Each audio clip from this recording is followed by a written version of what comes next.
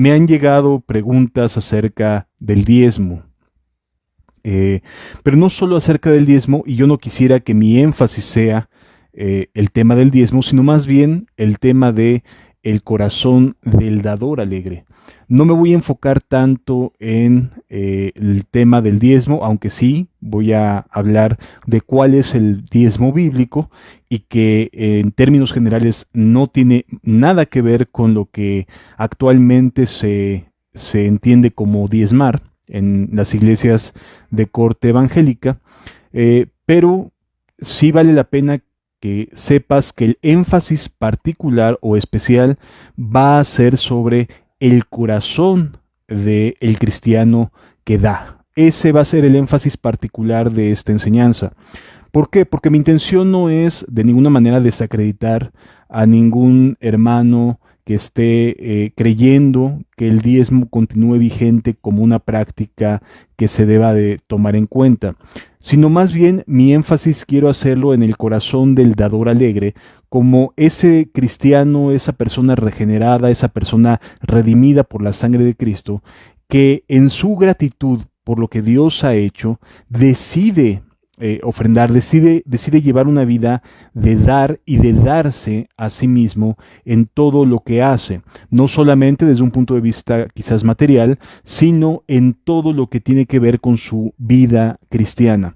Entonces, para ello, quisiera primero que nada que nos enfocáramos en una primera parte acerca de lo que es el diezmo bíblico. Entenderlo en su perspectiva correcta, en su contexto correcto, y después hablamos de lo que es el dador alegre. Mi intención, y quiero que quede claro, amados, es explicar lo que es. No voy a entrar en debates porque no me interesa desacreditar a nadie, como ya lo comenté, ni tampoco se trata de abanderar una causa como si estuviéramos encontrando el hilo negro de algo. La realidad es que la intención de esta plática es dejar bien contextualizado lo que es el diezmo en el Antiguo Testamento y bien y mayormente entendido y contextualizado con el corazón correcto, la manera en la cual la iglesia, los obreros, las misiones, etcétera, se sostienen de acuerdo al Nuevo Testamento. Entonces vamos a empezar. ¿Qué es el diezmo como se enseña el día de hoy?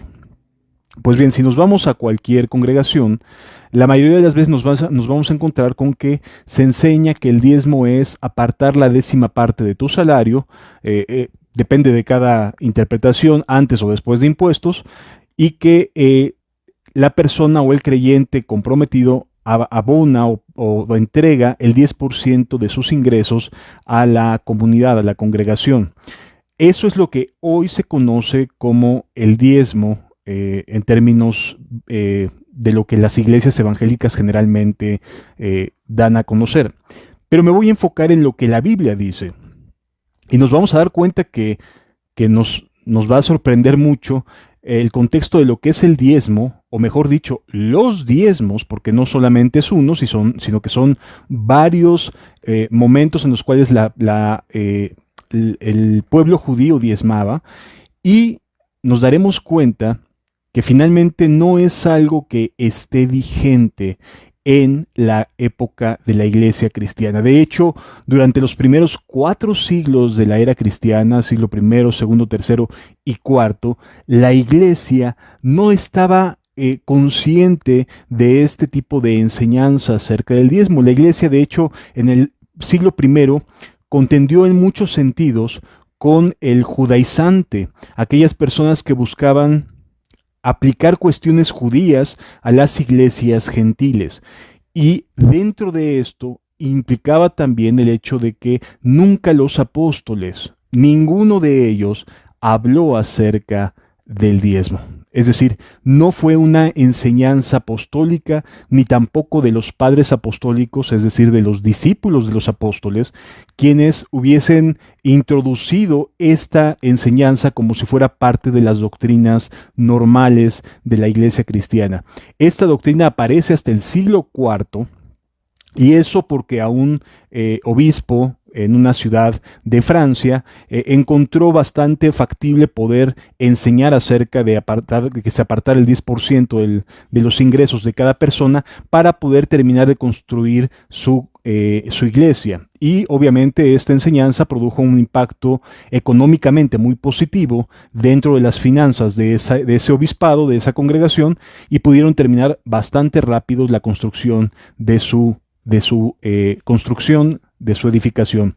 Entonces, básicamente en función de eso es que entra nuevamente esta enseñanza del diezmo como parte de una política de una congregación, en este caso católica apostólica romana, y que finalmente terminan los propios católicos desestimando porque se consideraba que era como parte del antiguo pacto. En épocas modernas se retoma dentro del protestantismo, pero no dentro del contexto bíblico correcto. Y eso es lo que quisiera que pudiéramos entender. ¿Qué enseña la Biblia acerca del diezmo? Si me acompañan, por favor, vamos a leer juntos en el libro de Génesis, capítulo 14, versículo 20. Aquí vamos a encontrar la primera referencia directa a la palabra diezmo. Génesis, capítulo 14. A partir, el versículo es el 20, estamos con Abraham, con el patriarca. Abraham está él regresando de la batalla por rescatar a su sobrino Lot. Ustedes recordarán que su sobrino Lot, cuando se separan, se va a vivir a el área de Sodoma y de Gomorra y de las ciudades de la llanura. Y entonces otras ciudades invaden y se llevan cautivos y se llevan riquezas y se llevan mucho botín. Y entonces Abraham, cuando se entera que su sobrino fue capturado, pues le pide a Dios gracia y le pide a Dios ayuda. Y entonces sale Abraham a atacar a estas ciudades y gana la batalla. Y entonces trae de vuelta un gran botín de estas batallas. Y el versículo número 20 nos dice lo siguiente. Vamos a leer desde el 17. Dice: cuando volvía de la derrota de Kedorlaomer y de los reyes que con él estaban, salió el rey de Sodoma a recibirlo al valle de Sabe, que es el valle del rey. Entonces Melquisedec, rey de Salem y sacerdote del Dios Altísimo, sacó pan y vino y le bendijo diciendo: bendito sea Abraham, Dios Altísimo, creador de los cielos y de la tierra. ¿Qué sucedió? Abraham venía de la batalla, había ganado la batalla, había recuperado a su sobrino, había dado libertad a los cautivos y entonces traía un gran botín de estas ciudades. Continúa diciendo la escritura: y bendito sea el Dios Altísimo que entregó a tus enemigos en tu mano. Y le dio a Abraham los diezmos de todo. Aquí vemos que Dios entrega los diezmos del botín, no de su dinero directamente, sino que lo que hace Abraham es que viene de la guerra y cuando ve que viene el sacerdote de Dios, le entrega al sacerdote los diezmos del botín que había obtenido derivado de la guerra.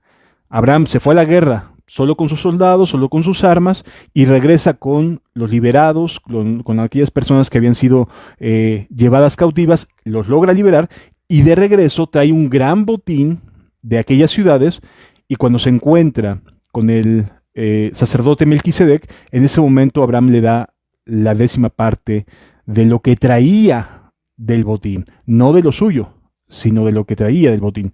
Si leemos, por ejemplo, en el libro de Hebreos, en el capítulo 7, versículos 4, nos dice literalmente que le dio los diezmos del botín, de aquello que había logrado ganar a través de la guerra. Hebreos capítulo 7, versículo 4, dice de la siguiente manera. Hebreos capítulo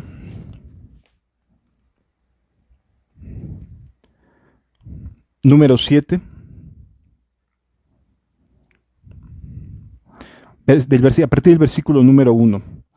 Porque este Melquisedec, rey de Salem, sacerdote del Dios Altísimo, que salió a recibir a Abraham, que volvía de la derrota de los reyes, y le bendijo, a quien asimismo dio a Abraham los diezmos de todo, cuyo nombre significa primeramente Rey de Justicia y también Rey de Salem, esto es, Rey de Paz.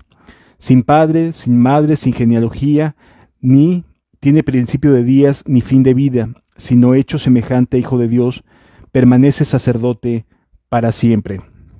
Versículo 4. Considerad pues cuán grande era este a quien Abraham, el patriarca, dio diezmos del botín. Y aquí la palabra botín, o sea, lo que había logrado conseguir, viene de la palabra griega acrón, que significa dar de lo de encima, dar de lo de arriba. Es decir, cuando se refiere al botín, no se refiere a la totalidad, sino a lo que Abraham podía haber traído en la parte de arriba. La palabra griega que aparece aquí como botín es acrón y significa básicamente de la parte superior. Es decir, que en ese momento venían a lo mejor los caballos, las carretas cargadas de los tesoros que habían logrado, y entonces Abraham toma de las partes de arriba, no de las partes a lo mejor de hasta abajo, sino de arriba, toma la 10ª parte y se le entrega en ese momento al sacerdote Melquisedec.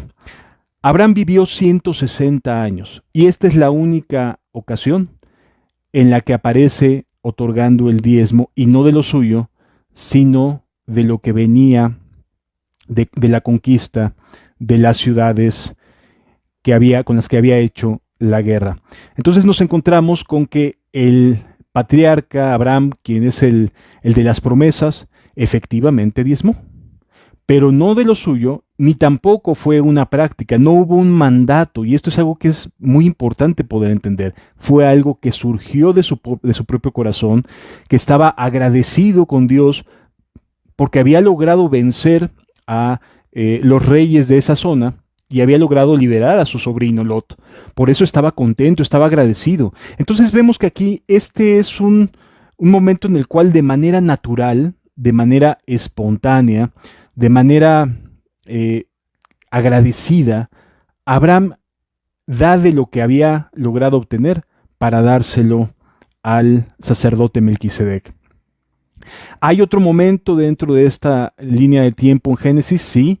Vemos nuevamente que aparece la palabra diezmo, por ejemplo, cuando Jacob huye y está en plena huida de la trampa que había hecho a su hermano, haciéndose pasar por Esaú, cuando él no era Esaú, y en esta huida vemos que él se compromete con Dios, que si le ayuda, que si le da algo a cambio, él le dará los diezmos de todo lo que recibiera. Aquí no encontramos un corazón muy agradecido en Jacob, aquí encontramos un corazón convenenciero, de hecho. Es más, en ese momento Jacob ni siquiera podemos decir que estaba convertido. Él seguía siendo un tramposo porque venía de esta huida de haber usurpado el lugar de su hermano Esaú. Entonces, aquí vemos que Jacob se compromete a dar diezmos de todo, no con el mismo corazón con el que Abraham agradece, sino es un intercambio. Él lo que está haciendo es prometiendo los diezmos de todo a cambio de. Y hay que tener mucho cuidado aquí, porque esto no significa que el corazón de Jacob estuviera bien. El hecho de que uno pueda decirle a Dios, me comprometo con esto, con aquello, no significa necesariamente que el corazón de aquel que hace el voto sea el correcto o tenga esa santificación o esa santidad. A lo mejor es una persona que está siendo motivada por la avaricia, como en muchas ocasiones nos encontramos que los líderes en ciertas iglesias parecen querer despertar la avaricia en la gente, diciendo, oye, Dios te va a devolver 100 veces más y te vas a volver una persona sumamente rica, y si tú das, Dios te va a dar, y comienzan a dar una serie de promesas, despertando no la gratitud en las personas, sino la avaricia. Amados, como vamos a ver más adelante, el dar proviene de un corazón que está teniendo comunión con Dios, que está agradecido. En el caso de Jacob, él ni siquiera todavía se había vuelto a Dios de todo su corazón. Por lo tanto, podemos asumir que no hay ese mismo comparativo entre Abraham siendo agradecido, Abraham habiendo salido de su tierra y de su parentela, habiendo obedecido a Dios, confiando en Dios, en comparación a Jacob. Creo que los dos tienen enormes diferencias, y básicamente Abraham lo vemos confiando en Dios y actuando de acuerdo a la buena voluntad de Dios y deseando confiar en Dios, y Jacob lo vemos con un intercambio típico del mundo, típico de una persona que no está convertida. Tú me das y yo te doy. Si yo me comprometo a esto, tú me das a cambio esto. Este es típico de una persona que no está convertida, que está buscando en Dios algo así como un gran Santa Claus que quiera darme algo a cambio de que yo le dé el 10% de mi ganancia. Entonces, pues esta manera de actuar, de despertar la avaricia, de despertar este deseo de intercambio en lugar de la gratitud, no es, y quiero que quede claro, no es el corazón que Dios desea para una persona. El hecho de que una persona dé no significa que está convertida. Quisiera que quedara claro, aquí vemos a un hombre no convertido huyendo por causa de que hizo trampa, de que defraudó, de que hizo malas cosas, está huyendo y se compromete con Dios, así como a un intercambio. Yo te doy el 10% si tú me ayudas y me prosperas y me permites llegar a el propósito, a la tierra, al objetivo que él se había planteado de ir a la tierra de su padre. Entonces, es bien valioso poder entender la diferencia de corazones. Abraham sí obedecía, Abraham sí estaba contento con Dios, sí tenía comunión con Dios, estaba agradecido con Dios y por eso daba. Jacob no tenía un corazón convertido, no estaba amando a Dios, estaba en plena huida y hace un intercambio. Estamos viendo el corazón de un mundano que quiere sacar algo a cambio y el corazón de una persona que está entregada a Dios, como en el caso de Abraham, agradecido y dando de gracia lo que de gracia había recibido, pues había logrado la victoria. Entonces, entendamos esa gran diferencia. ¿Qué más nos encontramos? Ya pasando la etapa de la ley de Moisés a los mandamientos, porque hasta aquí no existe en todo el libro de Génesis, en toda la historia antigua, hasta Moisés, ningún indicio de que Dios le pidiera algo al ser humano como ofrenda. De ninguna manera. Es el ser humano el que genera este deseo de agradar a Dios, y como vamos a ver más adelante, desde Caín y Abel hay este deseo de decirle a Dios gracias, pero también hay maneras de decir gracias. Y entonces vamos a ver eso más adelantito. Ahorita me voy a enfocar en explicar los 3 tipos de diezmos que existen en el Antiguo Testamento. Vamos primero al primer tipo de diezmo, porque existen 3. El primero es el diezmo del Señor o de los levitas. Este es, digamos, el que mayor fuerza tiene ante aquellas personas que opinan que el diezmo no ha caducado, que el diezmo debería de proseguir, y de hecho lo predican como parte normal de la doctrina cristiana hoy en día, cuando no es parte de la doctrina cristiana. La iglesia primitiva no lo predicó, pero no solo eso, es parte de lo que son las leyes civiles del pueblo de Israel. Como nos vamos a dar cuenta, es un impuesto.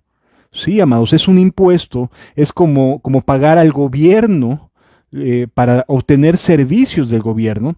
Es básicamente lo mismo. De hecho, no es el primer sistema tributario que vamos a leer ahorita que existió. En Egipto, no sé si te recordarás tú que cuando el faraón rey de Egipto tiene estos sueños y que le da mucho temor, y José interpreta los sueños del faraón, él le dice: ¿sabes qué, señor? Pon al frente a una persona que pueda apartar una quinta parte durante estos 7 años de abundancia, para que en los 7 años de escasez no nos falte. Entonces, ahí el faraón le otorga esta autoridad a José para que transmita al pueblo y vigile y supervise que el pueblo tribute. Este ya es un sistema tributario de, en este caso, semillas, de lo que vayan ganando durante los años de abundancia Egipto, y es una quinta parte, es decir, un 20% de impuestos. Amados, estos son impuestos que el pueblo le está dando a su nación, a su gobierno. Los egipcios entregan a su gobierno el 20% de su ganancia para poder aguantar los 7 años de hambruna. Si lo vamos entendiendo, es un mandato obligatorio. Hoy en día ni tú ni yo nos podemos evitar tener que pagar impuestos. Pagamos impuestos cuando vamos a ponerle gasolina al auto, pagamos impuestos cuando vamos a comprar algo en el mercado. O sea, en todo momento estamos pagando impuestos. Y aquellos que tenemos esta bendición de tener un trabajo, una actividad laboral, también nos están descontando, en el caso de México, el ISR, que es parte de los impuestos que se van para que el gobierno pueda sustentarse y sustentar al pueblo, ¿sí? Entonces, es una cuestión tributaria, una relación civil entre el pueblo y sus gobernantes sabiendo distribuir adecuadamente la riqueza entre el pueblo. Es una actividad civil, no es una cuestión religiosa. Entonces, dentro del pueblo de Dios, nos dice Levítico capítulo 27, versículo 30 al 34. Levítico capítulo 27, versículos 30 al 34. Aquí se nos establece básicamente lo que es el diezmo de los levitas. Dice la Escritura, versículos 30 al 34. Y el diezmo de la tierra, así de la simiente de la tierra como del fruto de los árboles de Jehová es cosa dedicada a Jehová. Esto es importante entenderlo. Es casi que les está diciendo, ni siquiera lo debes de tomar en cuenta. No es parte de tu salario, eso le corresponde a Jehová, es un tributo. Es como cuando Hacienda definitivamente te pide, a ver, dame cuentas de tus gastos cada año, tienes que hacer tu declaración anual, o te lo descuentan de tu nómina cuando cae tu quincena, o de acuerdo a como vayas trabajando cada mes, semanal o quincenalmente. Es una retención que te hace Hacienda, ¿sí? O que te hace la entidad encargada de los tributos en el país donde pudieras estar, pero es una retención que le hacen a tu salario. A mí me lo hacen, y a todas las personas que tenemos trabajos hacen esta retención, y entonces cada año se tiene que presentar la declaración de que se hizo el pago adecuadamente y en tiempo y forma con el gobierno. Bien, en el caso de la nación hebrea que estaba surgiendo, la nación hebrea, sus gobernantes son los sacerdotes, ¿sí?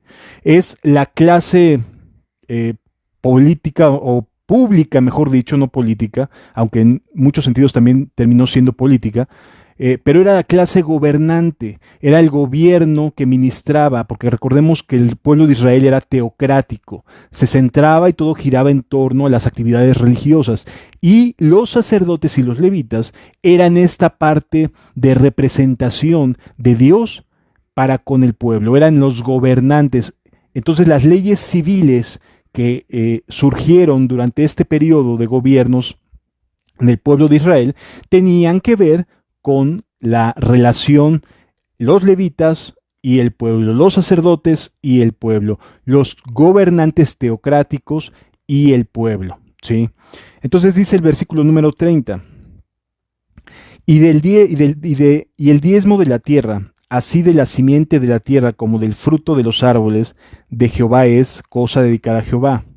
Si alguno quisiere rescatar algo del diezmo, añadirá la quinta parte de su precio por ello. Es decir, te gustó mucho, tienes muchas ganas de quedarte con esa porción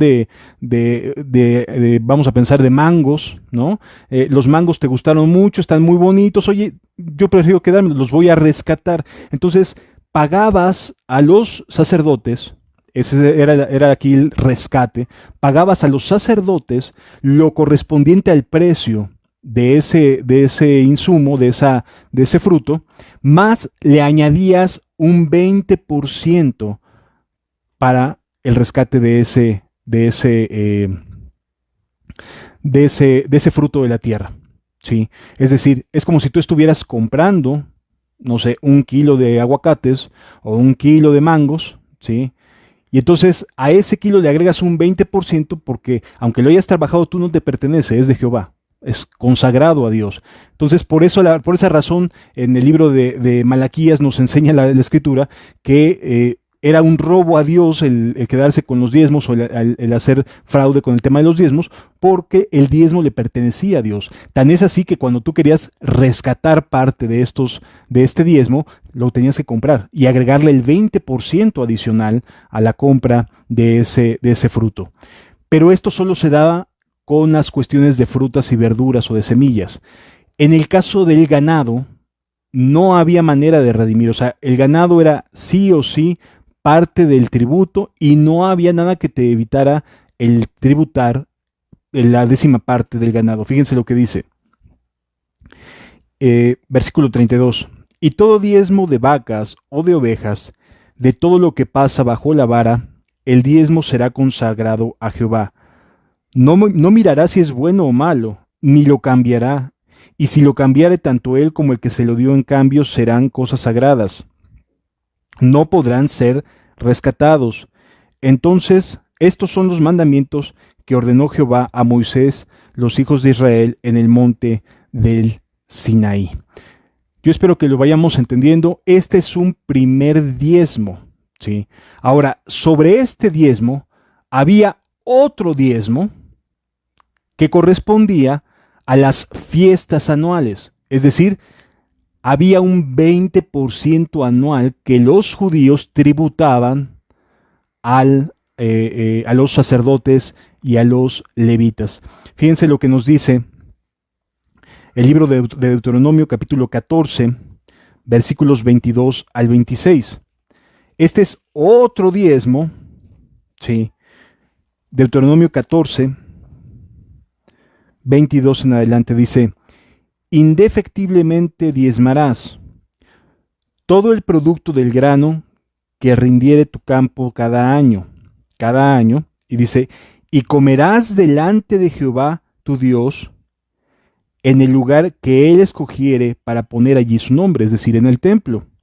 Y el diezmo de tu grano, de tu vino y de tu aceite, y las primicias de tus manadas y de tus ganados, para que aprendas a temer a Jehová tu Dios todos los días. Y si el camino fuere tan largo, versículo 24, que no pudieras llevarlo por estar lejos de ti, el lugar que Jehová tu Dios hubiera escogido para poner en él su nombre, cuando Jehová tu Dios te bendijere, entonces lo venderás y guardarás el dinero en tu mano, y vendrás al lugar que Jehová tu Dios escogiere, y darás el dinero por todo lo que sea, vacas, ovejas, vino, sidra, o por cualquier cosa que tú deseares. Fíjense que aquí cambia. Mientras que el diezmo del levita es sobre los animales y sobre el fruto del grano, el fruto de los árboles, la tierra, el grano, aquí nos estamos dando cuenta que aquí es sobre todo lo que tú deseares diezmar, ¿sí? Y dice, y no desampararás al levita, dice, y del diezmo, y darás el dinero por todo lo que deseas, vacas, ovejas, por vino, por sidra o por cualquier cosa que tú deseares. Y comerás allí delante de Jehová tu Dios, y te alegrarás tú y tu familia. Este diezmo es distinto. Este diezmo tiene que ver con voy al templo, y es algo así como una fiesta, una verbena popular, le decimos en México, ¿no? Cuando el gobierno hace una festividad o administra una festividad, y entonces la gente llegaba, ¿sí? Porque subía a las 3 fiestas anuales que Jehová nuestro Dios había determinado, y subía a esas fiestas, y particularmente en una de estas fiestas, que es la fiesta de los tabernáculos, ellos daban el dinero, o daban sus ovejas, o daban lo que ellos quisieran. Aquí no estaba, digamos, etiquetado el tipo de diezmo que quisieran dar. Aquí había una libertad para decir, tienes que apartar el 10% de algo con fines de la celebración de las fiestas. ¿Recuerdas tú el pasaje en el cual llega un cobrador de impuestos a Pedro y le dice, ¿por qué tu maestro no ha pagado impuestos? Si te acuerdas que le dice Jesús, ve y echa pesca un pescado y ahí vas a encontrar una moneda, dalo por ti y por mí. Bueno, a este diezmo se refería justamente, porque era para todos los judíos el hecho de tener que subir a las fiestas y de otorgar la 10ª parte de lo que se quisiera, ¿sí? Entonces, en este momento la enseñanza es que para estas fiestas anuales, este 10% se podía vender, a diferencia de lo otro, se podía vender, cambiar en dinero y entonces subir anualmente las fiestas y darlo y comer ahí. Era parte de esta mecánica de decir, yo te doy, pero aquí vamos a comer y aquí es como el clásico traje, ¿no? En México de, pues a ver, tú te traes esto, tú te traes aquello y le juntamos y entonces convivimos todos.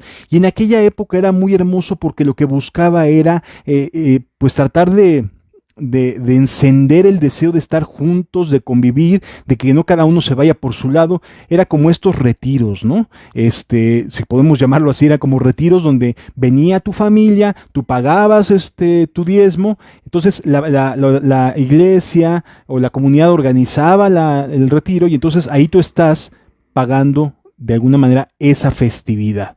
Eso es, por tratarlo de comparar a tiempos presentes, lo que era las fiestas, el diezmo de las fiestas anuales, ¿de acuerdo? Este es un segundo diezmo, entonces ya vamos viendo que en un solo año el sistema tributario de los judíos no representaba solo el 10%, sino representaba hasta ahorita el 20%. Y vamos a agregarle un tercer diezmo. A los 3 años sucedía lo siguiente. Deuteronomio capítulo 26, versículo 12. Deuteronomio, un poquito más adelante, en el capítulo 26, versículo número 12.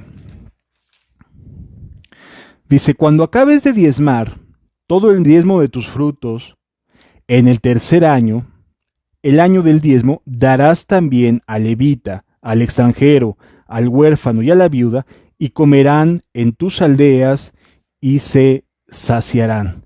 Un tercer diezmo. Este era cada 3 años. ¿Sí? Aquí encontramos que este diezmo es para los huérfanos, las viudas, el extranjero, es decir, para los pobres. De hecho, se conocía como el diezmo de los pobres.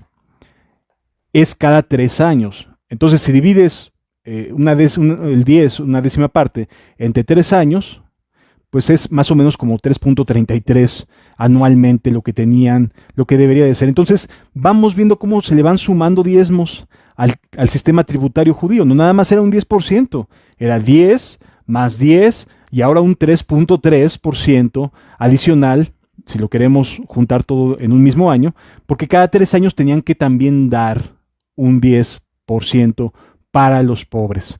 Es decir, el sistema tributario de los hebreos no nada más era el 10%, superaba el 23%. Y si a eso le agregamos que también había cada 7 años que perdonar deudas y no trabajar la tierra, ese año no ganaban. ¿Sí? Y entonces vamos viendo que había un sistema muy generoso. Dios se preocupaba, Dios se ocupaba de las necesidades de unos y de otros.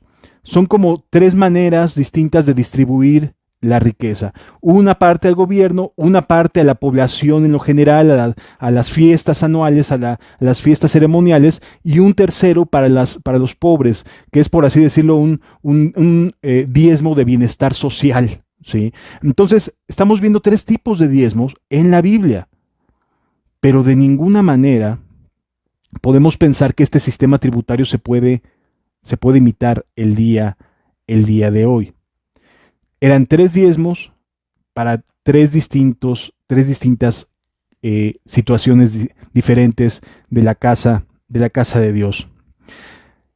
Como te puedes dar cuenta, si nos vamos al texto bíblico, si queremos o pretendemos justificar los diezmos como hoy se enseñan basándonos en los diezmos del Antiguo Testamento, amados, es más del 20% lo que se debería de estar dando. Pero no es así. ¿Y por qué lo podemos afirmar?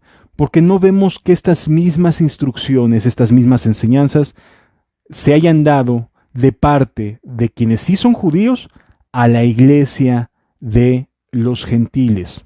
¿Sí? No se nos enseña a diezmar, sí se nos enseña a ofrendar, sí se nos enseña a tener un corazón alegre a la hora de diezmar, a la hora de ofrendar. Sí se nos enseña con qué corazón debemos reflejar la gratitud hacia Dios. Eso sí nos enseña la palabra de Dios. Y ahora sí me quiero enfocar en lo que tiene que ver el corazón alegre. ¿Cómo puede reflejarse la relación con Dios en este sentido? Y es bien interesante. Fíjense lo que nos enseña la Escritura a partir de Génesis 22, perdón, a partir de Génesis, en Génesis capítulo número 4. Aquí aparece por primera vez con Caín y Abel la palabra ofrenda. Dios no les pide a Caín y Abel la ofrenda, ellos la dan voluntariamente. Lo puedes ver en Génesis 4. Ofrendan a Dios. Al pasar del tiempo, ellos deciden dar a Dios, y entre ellos hay una diferencia de un corazón agradecido y un corazón que no lo está. Un corazón que de verdad está teniendo relación con Dios y uno que no está teniendo relación con Dios. Y en esa diferencia de ofrenda se notan los corazones. Por un lado vemos el corazón de Abel y por el otro lado vemos el corazón de Caín. Y en el momento en que Dios le dice, oye Caín, esto no me está gustando, se enoja contra su hermano. Ahí puedes ver el mal corazón, ¿sí? Ahí vemos que las ofrendas no necesariamente, aunque se estén dando, provienen del mismo corazón de uno y de otro. Entonces, nos encontramos aquí con una ofrenda de un corazón agradecido con un corazón monótono y rutinario. ¿Cuál es el que le agrada a Dios? El corazón agradecido. Más adelante nos vamos a Génesis 8 y nos damos cuenta que también Noé levantó una ofrenda al Señor. Cuando termina el diluvio, el arca cae, se pone en seco y entonces salen los animalitos. También Dios hace lo mismo. Sin necesidad de decir nada, el corazón de Noé despierta para decirle gracias y le hace una ofrenda de animalitos al Señor. Entonces, no existe mandamiento, pero sí existe una relación con Dios. Sí existe un deseo de parte de la persona que ofrenda por agradar a nuestro Dios. ¿De acuerdo? Así aparece en Génesis 4, luego en Génesis 8 también lo vemos, en Génesis 8 también lo vemos, y luego nos brincamos y también Abraham, volvemos a encontrar que es por un corazón agradecido que da diezmos de todo lo que había logrado obtener con la guerra con las ciudades de aquella llanura. Entonces, vamos viendo que el sistema tributario es uno. El sistema de Israel es uno. Y ese sistema de esta nación no la podemos replicar en nuestro presente porque nosotros ya tenemos un sistema tributario que estamos dando a nuestra nación, estamos dando a nuestro gobierno, estamos dando lo que son los impuestos como lo fue en aquel entonces para los gobernantes que eran los levitas, ¿sí? En este caso lo estamos dando para nuestros distintos gobiernos. Ahí ya hay un sistema tributario que estamos cumpliendo. En el tema de Dios es la ofrenda voluntaria. Y esa sí la podemos ver que se enseña en el Nuevo Testamento. Esto es bien importante que podamos entenderlo con el corazón correcto, porque yo sé que puede generar polémica. Mi interés no es generar polémica, pero sí es aclarar. El tiempo del pacto antiguo ha concluido. No podemos asumir la siguiente postura. Quienes defienden el tema de diezmar, su argumentación es la siguiente. Por cuanto Jesús nunca revocó, nunca hizo nada por decir que no se deba de diezmar, nunca mencionó que tuviera un momento en el cual dijera ya no se debe de diezmar hasta aquí con el tema del diezmo, luego entonces permanece vigente por cuanto Jesús no dijo que no se diezme, ¿sí? Ese es básicamente el argumento, que no hubo una derogación de la ley de los diezmos en el Nuevo Testamento. Amados, hubo muchas cosas que literalmente Jesús no derogó del Antiguo Testamento.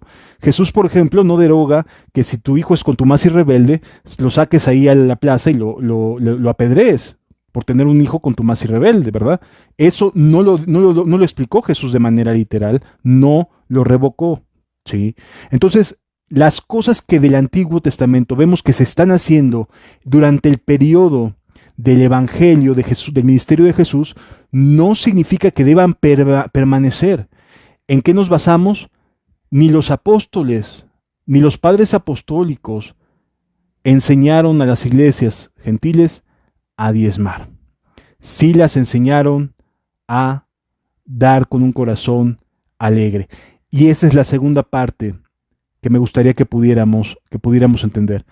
El tema del diezmo no está vigente, por eso en la congregación que Dios nos ha permitido presidir, no predicamos acerca del diezmo, no se pide el diezmo, lo único que tenemos es una cajita de ofrendas, porque es eso lo que vemos en el Nuevo Testamento, que es lo que se maneja, y cada domingo vamos a esa cajita para sacar lo necesario para poder pagar las necesidades del salón, ¿sí? Que estamos rentando. Es decir, ahí estamos con este corazón que da, que ofrenda, sin necesidad de que lo anden acarreando, sin necesidad de que ande uno diciendo a cada ratito, por favor, pasen los sobrecitos y haz tu promesa y las primicias y bla, bla, bla. No, es un corazón alegre, es un corazón contento, un corazón agradecido, el que vemos en el Nuevo Testamento. Caín y Abel ofrendaron, hicieron su ofrenda, y a partir de ahí nos vamos a dar cuenta de que hay promesas maravillosas. Fíjense lo que nos dice Proverbios capítulo 3, versículos 9 y 10. Proverbios capítulo número 3, versículos 9 y 10. Nos está diciendo la Escritura, nos está prometiendo algo hermoso la palabra de Dios. Dice la Escritura: honra a Jehová con tus bienes. Fíjense qué hermoso. La palabra honrar es dar, es procurar proveer. Honra a Jehová con tus bienes y con las primicias de todos tus frutos, y serán llenos tus graneros con abundancia, y tus lagares rebosarán de mosto. Es un proverbio que lleva en sí promesa, ¿sí? Lo que está haciendo Dios es decirte, sabes que hónrame con tus bienes, no tengas miedo, nos está brindando confianza. No tengas miedo de que te vas a quedar con las bolsas vacías, no tengas miedo, yo te voy a dar, yo te voy a suplir las necesidades que tengas. Es lo que Dios nos está queriendo transmitir aquí a través de las Escrituras. Honra a Jehová con tus bienes. ¿Con algunos, Señor? No, con todos tus bienes. O sea, que tus bienes los veas como de Dios, que no tenemos nada que no hayamos recibido, que mis bienes no los vea como míos, sino de Dios, y que no tenemos nada que no hayamos recibido. Es decir, que podamos honrar a Dios con todo lo que Dios nos ha concedido tener y administrar, ¿sí? Y también nos dice aquí, dice, honra a Jehová tu Dios con tus bienes y con las primicias de todos tus frutos. ¿Qué es esto de primicias? Porque en las iglesias de corte de prosperidad, hoy en día las primicias están de moda, ya establecieron el tema del diezmo, ya le sacan a la gente el diezmo, ahora van sobre las primicias. ¿Qué son las primicias? Las primicias básicamente es el primer brote del fruto de un árbol, de una extensión que hayas trabajado de agricultura, de tus granos. Es decir, es como el primer brote, la primera cosecha que haces. Nada más se hace de una parte, generalmente es así, para ver que los frutos estén bien, ¿sí? Que estén maduros, que estén en el momento adecuado para poder hacer la siega. Y entonces iban los agricultores y veían, cortaban una parte, una zona y decían, bueno, ya está listo esto para podernos seguir con lo demás. Vámonos con lo demás porque esto ya nos está demostrando que el fruto está listo, está maduro. Y entonces esas eran las primicias. La primera parte que cosechaba la gente para mirar si estaba bien o no el resto de su cosecha. Lo que nos está diciendo aquí Dios es, ¿sabes qué? Confía en mí. Trae eso primero, aunque no te lo está pidiendo por obligación, es un acto voluntario, dame eso y yo te aseguro que todo lo demás va a estar listo. Es básicamente lo que está queriendo decir. No necesitas estar peleándote por saber si llegó el momento de la cosecha o no. Si tú consideras que estás lista, está lista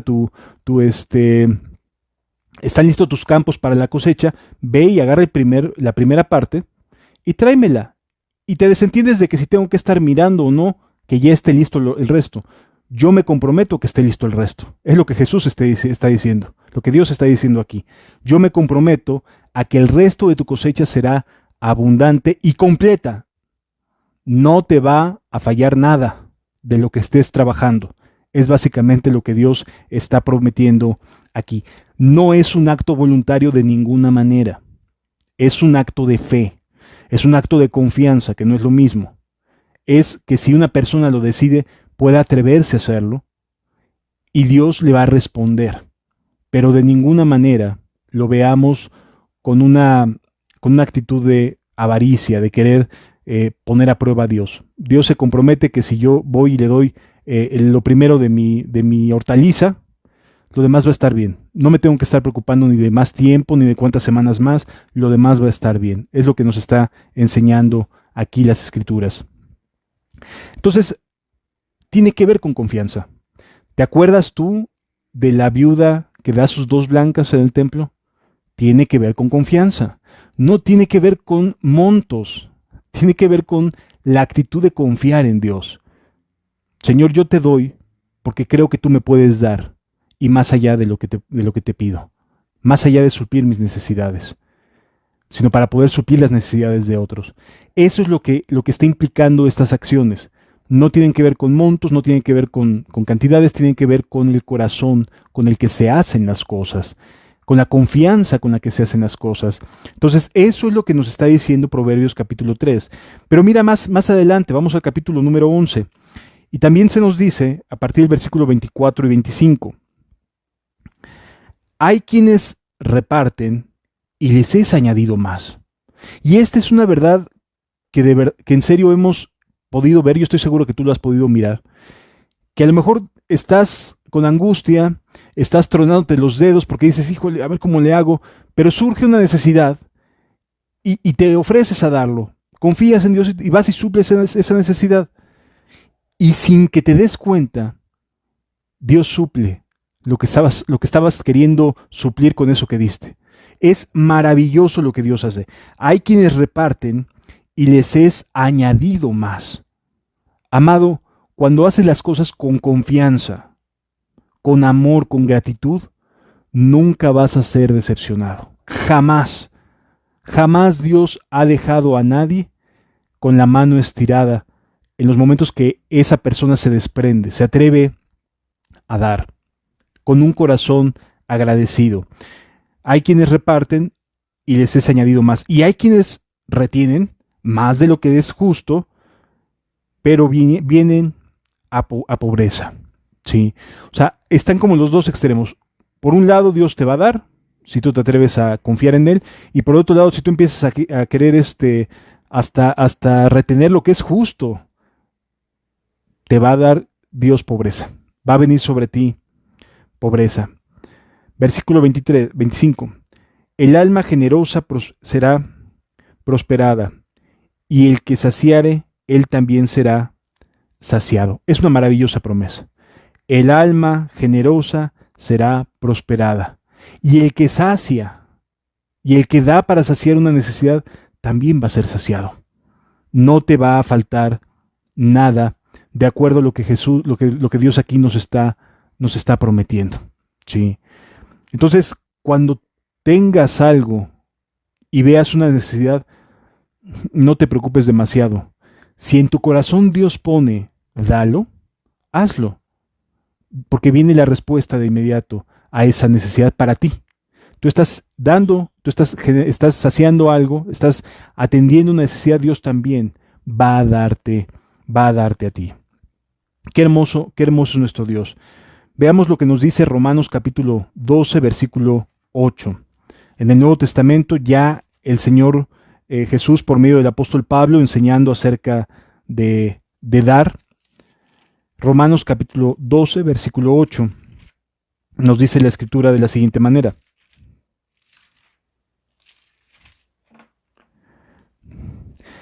Y el que exhorta en la exhortación, el que reparte con liberalidad, el que preside con solicitud, el que hace misericordia con alegría. ¿Qué es el que reparte? El que reparte quiere decir el que da, el que se entrega y está dando. Y no se detiene, si tiene la oportunidad sigue dando y sigue dando. Dice, el que reparte con liberalidad. ¿Qué es la expresión liberalidad? ¿Qué nos hace pensar? Cuando tú veas al significado, liberalidad quiere decir que da sin esperar nada a cambio. Eso significa liberalidad. Que da y no espera que la persona te diga ni siquiera un gracias, sino que está dando porque confía en Dios, porque cree en Dios, porque Dios le está dando para dar. Y entonces Él no se detiene a ver qué hiciste o qué no hiciste con el vaso de agua que te di. No se detiene a ver en qué usaste los 10 pesos que te di. El Señor te pone en el corazón, haz esto, y si lo haces con liberalidad, el Señor va a recompensarte, no te va a abandonar. Este es la nueva manera de sustento. Es un sustento que se basa en la fe, no en el sistema tributario, sino en la fe. Esta es la manera en la cual Dios estableció en el Nuevo Testamento que la iglesia se sostendría, que los misioneros se sostendrían, que los obreros se sostendrían. Yo sé y entiendo que el obrero es digno de su salario y que si hay misiones hay que atender esas misiones. Me queda bien claro, pero no es a través de la imposición de una carga tributaria como el diezmo lo fue en su momento, que vas a suplir las necesidades, sino va a ser a través de la fe, de darte con confianza, porque va a ser Dios a través de ti quien va a dar, quien va a suplir las necesidades, y lo va a hacer con liberalidad, sin esperar nada a cambio. Si el misionero está allá y se quiere comprar porque tiene la necesidad de comprarse una bicicleta para que pueda ir de un lado a otro, que se compre la bicicleta. Si me doy a entender, no se trata de ver a ver en qué cosas el misionero está gastando, sino que esté trabajando en lo que tenga y deba de estar haciendo. De eso se trata, que la persona esté sirviendo al Dios vivo y verdadero. Y lo que tú des y lo que tú hagas a favor de tu congregación, de tu iglesia, de tus pastores, de tus ministros, de los misioneros, lo que tú puedas estar haciendo a favor de ellos o de las necesidades de la congregación, amado, Dios no es injusto para olvidarse de lo que estás haciendo, ¿sí? Pero no es a través de yo ya di mi 10%, no, porque ya vimos que no era el 10%, era más del 20% lo que daba el pueblo hebreo. Tiene que ver con el corazón con el que se hacen las cosas. Por eso es muy importante entenderlo. Es con el corazón en la mano con el que se hacen las cosas. Fíjate lo que nos enseña 2 Corintios capítulo 9. 2 Corintios capítulo 9, ahí mismo en el Nuevo Testamento.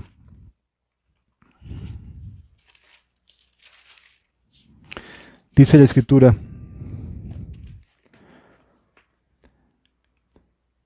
cuanto a la administración para los santos, es por demás que yo os escriba, pues conozco vuestra buena voluntad, de la cual yo me glorío entre los de Macedonia, que Acaya está preparada desde el año pasado, y vuestro celo ha estimulado la mayoría. ¿Qué sucede cuando una congregación está siendo generosa, está buscando hacer el bien, está buscando sostener las necesidades, etcétera? ¿Qué sucede? Que ese tipo de amor se ve reflejado, se imita, se busca imitar, ¿sí? Y entonces el Señor mismo pone en el corazón, oye, hay que hacer algo más por esto, hay que hacer algo más por aquello. Y empieza el cristiano, el que ama a Dios, comienza a buscar opciones para poder dar y darse a sí mismo. Versículo 3 dice: pero he enviado a los hermanos para que nuestro gloriarnos de vosotros no sea en vano en esta parte, para que, como lo he dicho, estéis preparados, que estén listos para ofrendar. Pero he enviado a los hermanos, versículo 4, no sea que si vinieren conmigo algunos macedonios y os hallaren desprevenidos, nos avergoncemos nosotros, por no decir vosotros, de esta nuestra confianza. Algo así como decir, no vaya a ser que por estar ocupado en otras cosas, no tengas cuidado de estar preparando tu ofrenda, y cuando llegue el momento de ofrendar, uy, no tengo, y qué pena, qué vergüenza. Eso es lo que está queriendo decir el apóstol Pablo. Por tanto, tuve por necesario exhortar a los hermanos a que fuesen primero a vosotros y preparasen primero vuestra generosidad antes prometida. Es decir, iba a enviar a unos obreros, aparte de esos colaboradores, para preparar el corazón, para que el corazón fuera un corazón listo, dispuesto, para que entendieran que el reino de los cielos sufre violencia y los violentos lo arrebatan, que es necesario en buena medida que a través de los bienes materiales se esté ministrando para la obra del Evangelio. Continúa diciendo la Escritura: pero esto digo, el que siembra escasamente, también segará escasamente, y el que siembra generosamente, generosamente también segará. Versículo 7. Cada uno dé como propuso en su corazón. Esto es una relación personal con Dios, amados. Aquí no se trata nada más de decir, pues amado, yo quiero entrarle con esto y a la mera hora terminas por no hacerlo. No, se trata de poder tener en el corazón una propuesta personal, individual, independiente, que permita velar por las necesidades. Es algo completamente personal. Sí. Cada uno dé conforme como propuso en su corazón, no con tristeza. Mira, amado, de verdad ha habido ocasiones en las cuales las personas se sienten tristes porque no tienen para dar. Amado, de verdad, no te preocupes si no tienes para dar, si no tienes para apoyar en algún momento. Dios te dará su momento para apoyar. Hay ocasiones en las cuales de momento llegan recursos de más. Bueno, esos son los momentos para poder dar. Esos son los momentos en los cuales Dios nos pide administrar e ir a atender las necesidades que se ofrezcan. ¿Sí? Pero es bien importante atreverse a confiar en Dios. Cada uno dé conforme a lo que propuso en su corazón, no con tristeza ni por necesidad, porque Dios ama al dador alegre. ¿A quién ama Dios? A aquella persona que da sin esperar nada a cambio, que está dando con el corazón. No a ver qué es lo que hace o no hace una persona. Eso de verdad no es dar con liberalidad. Eso es simplemente quedar bien. Y entonces si no me agrada lo que hace una persona con el recurso, puedo caer en el pecado de querer devolverme avaro o avara. ¿Sí? Es decir, tengo que ser bien cuidadoso con esto. Porque es verdad, hay quienes pueden darle mal uso al dinero, pero a mí no me corresponde a eso, eso le corresponde a Dios. Yo tengo mi propia relación con Dios y Dios me hará a mí dar lo que pueda y lo que tenga a mi alcance dar, lo como puso en mi corazón. Versículo 8. Y poderoso es Dios para hacer que abunde en vosotros toda gracia, a fin de que teniendo siempre en todas las cosas todo lo suficiente, abundéis para toda buena obra. Como está escrito, repartió, dio a los pobres, su justicia permanece para siempre. Y el que da semilla al que siembra, y pan al que come, proveerá y multiplicará vuestra sementera, y aumentará los frutos de vuestra justicia. Dios no es injusto para olvidarse de lo que podemos dar. Él nos ayuda, Él nos sostiene, Él tiene misericordia de nosotros, siempre y cuando seamos cuidadosos de no actuar con un mal corazón. ¿Sí? Que cuando demos, lo demos y listo, se acabó, no tengo más que decir o más que hacer. Y qué bueno que Dios vea esta parte de mi actitud y lo tome en cuenta como frutos de justicia, porque eso le pertenecen a Él finalmente. Él es el que nos ayudó, Él es el que nos salvó, Él es el que nos ayuda. ¿De qué manera se ofrenda? En la práctica. 1 Corintios capítulo 16, versículos 1 al 3, nos dice lo siguiente. 1 Corintios capítulo 16, versículos 1 al 3. En cuanto a la ofrenda para los santos, haced vosotros también de la manera que ordené en las iglesias de Galacia. O sea, es una instrucción apostólica. Esta sí es una instrucción apostólica. Hacedlo como lo ordené en las iglesias de Galacia. ¿A quién le está escribiendo? A la iglesia de Corintios. ¿Dónde está Corintios? En la zona, en la provincia de Macedonia. O sea, está instruyendo, ya instruyó a unos y ahora va a instruir a otros. Esta sí es una doctrina apostólica, no el tema del diezmo. Cada primer día de la semana, cada uno de vosotros ponga aparte algo, según haya prosperado, guardándolo para que cuando yo llegue no se recoja entonces ofrendas. Y cuando haya llegado y a quienes hubiese designado por carta, a estos enviaré, para que lleven vuestro donativo a Jerusalén, y si fuere propio que yo también vaya, irán conmigo. ¿Sí? Es decir, ¿qué está diciendo Pablo? Así como instruía a tales iglesias, también los instruyo a ustedes. A ver, esta es la manera de dar. Cada uno, conforme lo propuso en su corazón, cada primer día de la semana, vayan juntando para poder ofrendar, para que se vaya generando una ofrenda que pueda irse a Jerusalén, por ejemplo, en este caso. Pero aquí no vemos que les pide el diezmo. Aquí no está generando el diezmo para Jerusalén, porque yo sé de organizaciones que las iglesias hijas, por llamarlas así, o que son derivadas de otra congregación, les piden el diezmo para sus pastores. O sea, es increíble, pero están haciendo algo que no está escrito en la palabra de Dios. Aquí la Biblia me está diciendo, ¿sabes qué? Vamos a enviar una ofrenda a Jerusalén, vete preparando, aparta cada día conforme Dios te prospere, porque vamos a enviar una ofrenda a Jerusalén. Una ofrenda que no es lo mismo que diezmo. Era el momento para poder instruir sobre el diezmo. Era el momento oportuno. Jerusalén estaba pasando por un momento de gran angustia, había una sequía, había problemas económicos, los hermanos de Jerusalén estaban padeciendo y era el momento para poder enseñar algo acerca del diezmo si hubiera un tributo, un sistema tributario como el diezmo. No lo enseña el apóstol Pablo. Es bien importante poderlo entender.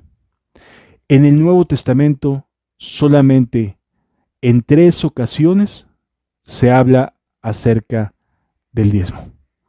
Y una es para explicar acerca de cómo Jesús está por encima de nuestro padre Abraham, como le dicen en Hebreos 7, y la otra es cuando Jesús está haciendo un comparativo y que está diciendo diezmáis el eneldo, el comino, etcétera. Está hablando del diezmo, del trigo, de los elementos del fruto de la tierra.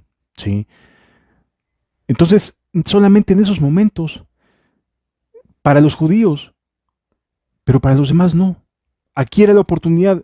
Le está hablando a la iglesia gentil, le está hablando a la iglesia de Corintios y le está diciendo ofrenda. ¿Sí? Entonces podemos ir dándonos cuenta que la ofrenda es algo de buena voluntad. Ahí mismo, en la siguiente carta, en la carta de la 2 Corintios, pero ahora en el capítulo número 8, 2 Corintios capítulo número 8, versículos 1 al 4. Asimismo, hermanos, os hacemos saber la gracia de Dios que se ha dado a las iglesias de Macedonia, que en grande prueba de tribulación, la abundancia de su gozo y su profunda pobreza abundaron en riquezas de su generosidad. La estaban pasando mal en ese momento, pero estaban dando, estaban ofrendando. Pues doy testimonio de que con agrado han dado conforme a sus fuerzas y aún más allá de sus fuerzas. Esto es bien importante entenderlo, amados. El corazón está siempre dispuesto. Fíjense lo que dice el versículo 4. Y yo quisiera que pudiéramos entender qué tan importante es esta parte. Versículo número 4. Pidiéndonos con muchos ruegos. O sea, imagínate, déjame ayudar, déjame darte, déjame ofrendar, déjame por favor suplir esta necesidad.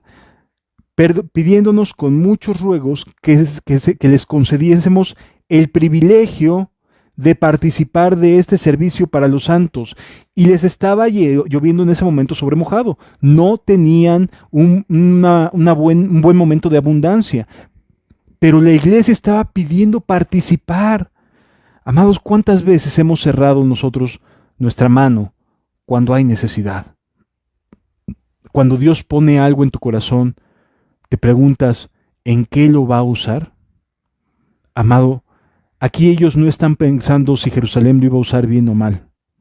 Están pensando en el honor que implica servir a sus hermanos, apoyarse unos a otros.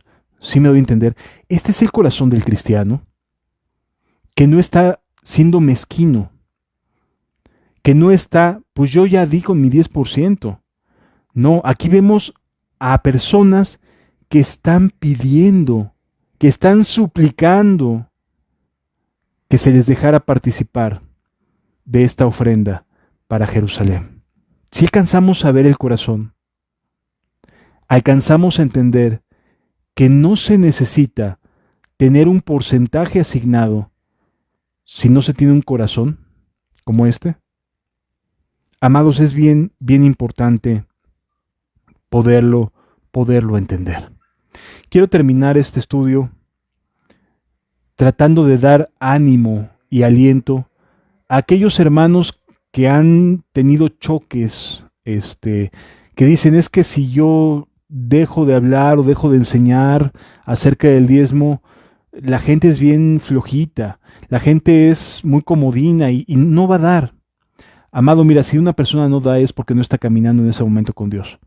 Si a lo mejor antes caminó, no lo sé, pero si una persona no está dispuesta como estos creyentes que están pidiendo que se les deje participar, si una persona no está bien, amado, esa persona va a ser un problema después. Porque esa persona a lo mejor va a dar, pero te va después a criticar. Y te va a decir, a ver en qué lo usaste. Y entonces se va a ir a buscarte y a rebuscarte a ver de qué manera estás administrando el recurso. ¿Sí? Y a lo mejor ni siquiera te estás dando cuenta que su corazón está bien muerto, bien desviado. Por favor, no tengas miedo de atreverte a confiar en Dios. El diezmo no es garantía de nada si no se tiene a Dios. Una persona puede decir, ofrendar su 10%. Quiere ofrendar, quiere seguir dando un 10%, está en su derecho. Pero no puede verlo como ya cumplí porque entonces estaría mal en su corazón. El cristiano está cuidando todo el tiempo, velando porque las personas estén suplidas. Mira, cuando la iglesia primitiva estaba creciendo, vendían sus propiedades para que todos tuviesen. Ese corazón quisiera ver a un solo profeta de la prosperidad, a un solo predicador de la prosperidad, que diga, vendo todo lo que doy para que ninguno de mis hermanos les haga falta nada. Uno solo. No lo vas a encontrar. Pero en el cristiano sí. En el cristiano sí vas a encontrar, en aquel que está teniendo relación con Dios, sí te vas a encontrar con personas que anhelan participar de este servicio. No tengas miedo. Mira lo que sucede en Éxodo 25:1. Dios está a punto de levantar el tabernáculo. Y en el versículo 1 lo que hace la escritura es que nos enseña que Dios convoca al pueblo a dar para el tabernáculo. ¿Sí? Éxodo capítulo número 25. Dice la escritura: Jehová habló a Moisés diciendo: Di a los hijos de Israel que tomen para mí ofrenda. De todo varón que lo diere de su voluntad, de corazón tomaréis mi ofrenda.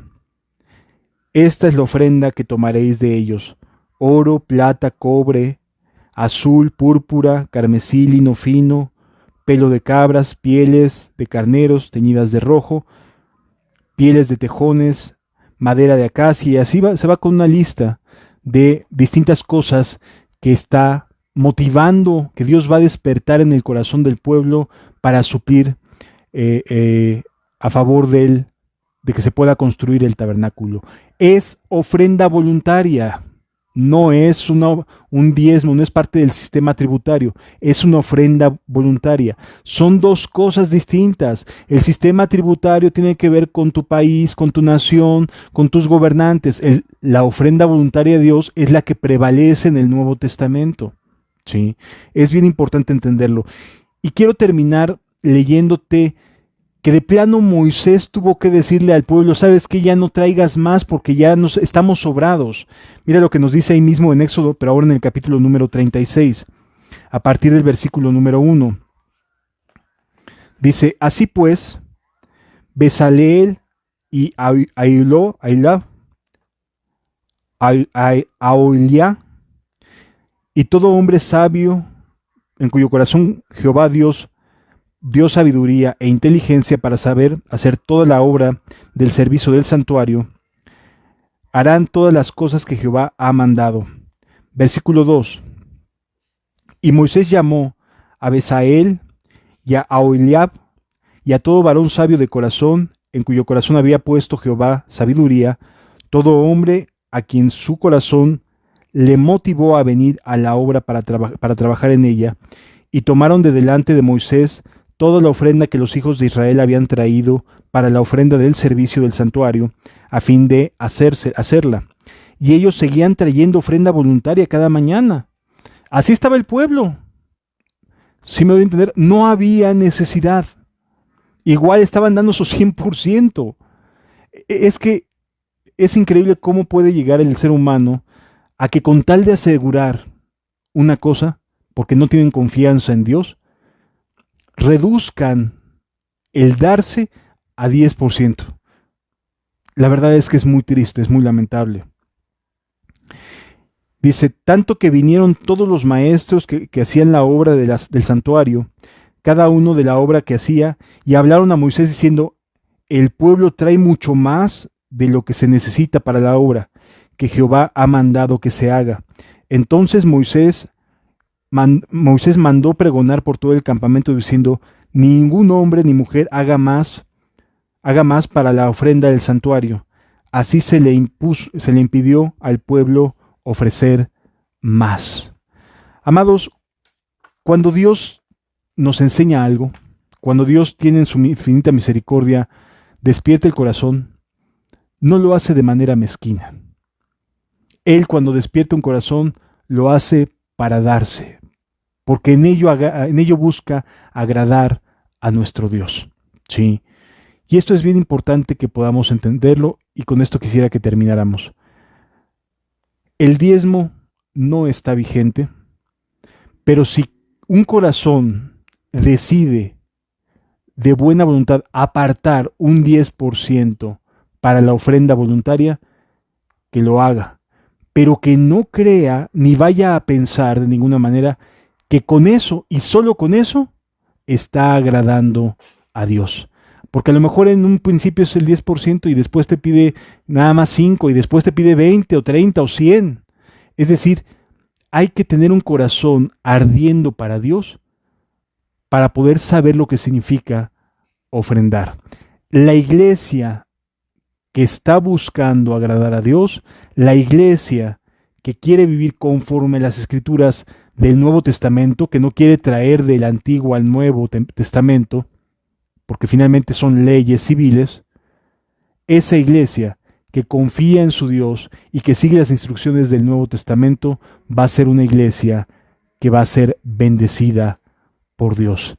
Así que la invitación, amado, no es a que levantes una bandera y digas, no, es que aquellas iglesias que piden diezmo están bien. No, a lo mejor les hace falta contextualizar adecuadamente las cosas y listo.